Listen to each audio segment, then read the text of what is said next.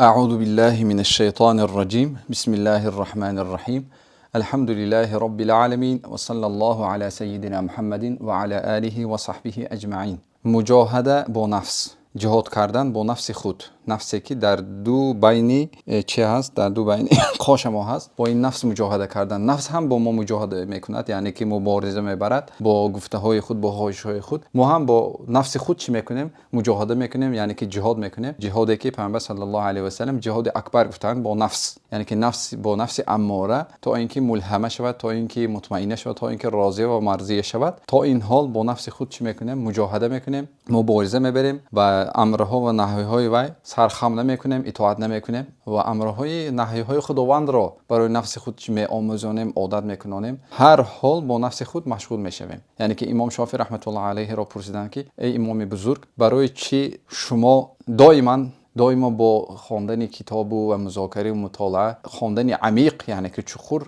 مشغول هستید، دائما مشغول هستید؟ گفتند که این نفس را در حالی بیکار میمانی، این نفس تو را به خواهش خود، با کارهای خود مشغول میکند. یگان وقت خالی را که یافت به عهده خود میگیرد تو را. نباید که این بنده بیکار ماند و باید چیکار کند؟ وقتهای خود را با عبادت ها مشغول کند که نفسش هم با عبادت مشغول باشد. ما از این بزرگها باید عبرت گیریم و حیات خود را نسبت اینها، مانند اینها تنظیم دهیم، تصویر دهیم، فهمانیم و فهمیم و به دیگران رسانیم. باید اتريد ان تجاهد نفسك وانت تقويها بالشهوات حتى تغلبك. آیا با خواهش هایی که تو خودش به نفست قوت داده ای میخواهی با او مبارزه کنی؟ نفس تو از تو چیزهای خواست و تمامی خواهش های نفست رو برای نفست دادی، رساندی. بعد از با قوت کردن نفست با نفست میخواهی که مبارزه بری.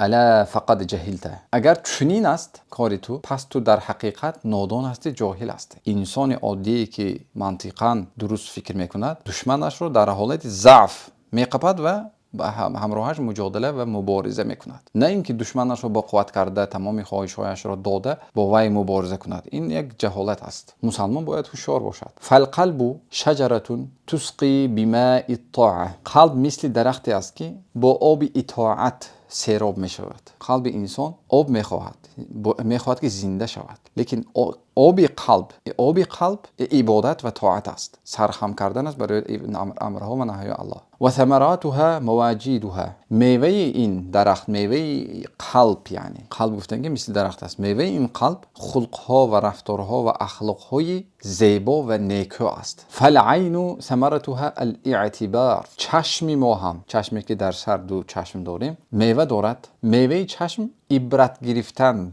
نظر کردن با عبرت به تمام چیزهایی که دید، از چیزهای دیده شده یک عبرت گرفتن، این ثمره چشم است. والاذن ثمرتها الاستماع للقرآن. میوه گوش باشد، شنیدن قرآن است، شنیدن حدیث های پیامبر صلی الله علیه و سلم است، شنیدن مجالس ذکر هست، شنیدن امر معروف و نهی منکر است. واللسان ثمرته الذکر. میوه زبان باشد، ذکر و کلام های خیر و خواندن قرآن است چنین. بله. والیدان والرجلان ثمرتها السعی فی الخیرات.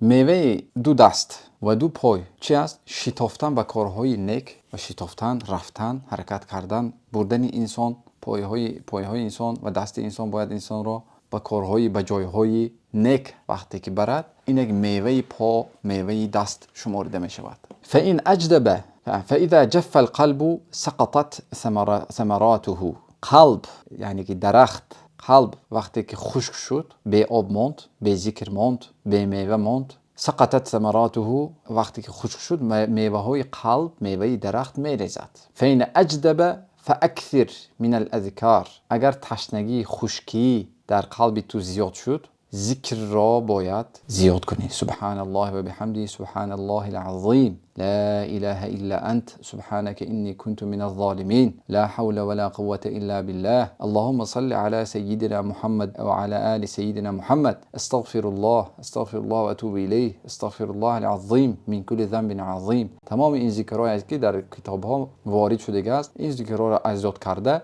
قلب خود را از خشکی دور کردن با وسیله، با واسطه، با سبب‌های این ذکر است. ولا تکن کالعلیل، مثل بیمار نباش. مثل کدام بیمار؟ بیماری که یقول لا اتداوى حتی اجد الشفاء.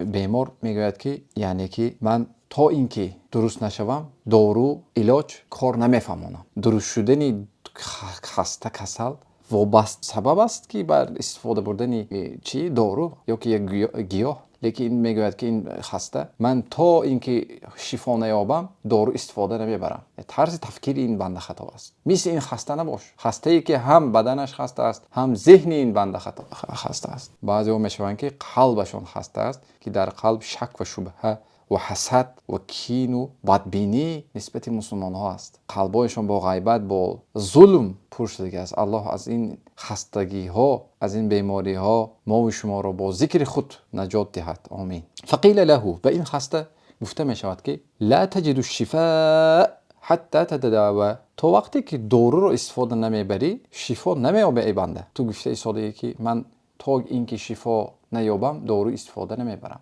تو هم خسته بدنی هستی، هم خسته فکری هستی، هم خسته قلبی هستی. ولی از این طور خستگی ها ما رو الله نگاه دارد. فالجهاد لیس معه حلاوه. در جنگ با دشمن یگان لذت ندارد. انسان با نفس خود جنگ میکند، چون که نفس انسان رو به کارهای بد، این النفس لاماره بالسوء، نفس انسان رو به کارهای بد تیله میدهد، میکشد، رکلام میکند، هر دائم دعوت میکند. هنگامی که با نفس جنگ کردی در این حالت یگان لذت گرفتن، تصوری لذت گرفتن هم نکن، لذت ندارد این چیز. و ما معه الا رؤوس الاسنه. تنها در جنگ با نفس نوگ نیزه ها هست. یعنی که نوگ نیزه ها چی هست؟ یک چیزی که علم آور، درد آور است. بله. فجاهد نفسك فاذا هو الجهاد الاکبر.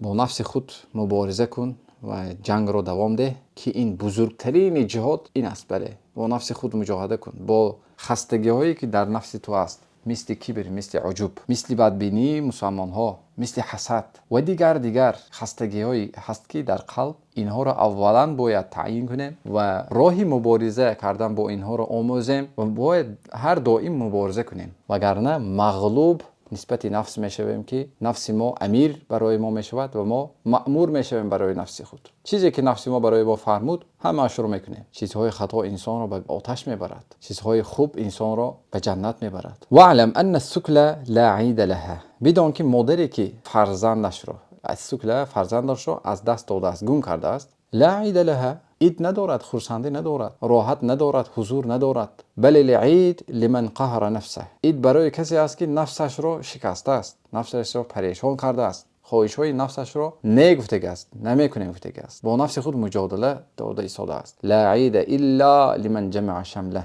عید برای آن کسی است که پریشانی قلب خود را جمع آورده است. قلب خود میل میکند به دنیا، قلب انسان میل میکند به شهوت، قلب انسان میل میکند به مالهای دیگران طمع میکند و به زنا میل میکند. قلب را اگر جمع کرده تونست انسان به یک حالت آورد که معتدل، به حالت آورد که خداوند راضی است، به حالت آورد که شریعت از وی خرسند است، راضی هست. رضی الله عنهم و رضوا عنه. مقامی که در جنت است. این وصف صحابه های کرام هستند که الله متعال میگوید که رضی الله و رضوا عنه. الله از آنها راضی شد، نفسان آنها از الله راضی شدند. یک مقام ذات هایی که جنتی هستند. این مقام را الله برای ما و شما میسر و آسان گرداند و الحمدلله رب العالمین.